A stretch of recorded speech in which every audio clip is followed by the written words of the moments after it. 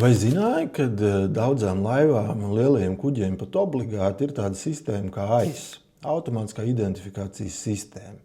Tā raida otram kuģim mūsu kursu, ātrumu, koordinātas, statusu un šādu tādu papildus informāciju. Jahtas šos aparātus var likt brīvprātīgi, bet, protams, labāk ir uzlikt. Tie ir divi veidi. Vieni, kas tikai uztver, bet tas ir diezgan muļķīgi tādu likt, jo foršāk, ka tevi arī redz. Un otra, kas gan raida, gan uztver.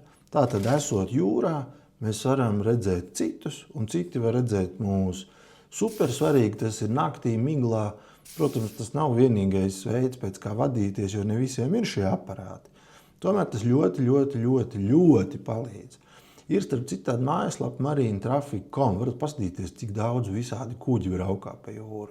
Jo lielajiem šī sistēma ir obligāta. Ir divi veidi, ir A un B. A ir jaudīgāk, B ir mazjaudīgāk, A satur vairāk datus, B daudz mazāk. B parasti ir jahtām. Bet vienalga, A vai B ir svarīgi, lai mūs redz un mēs redzam citus. Tiekamies Nautika LV.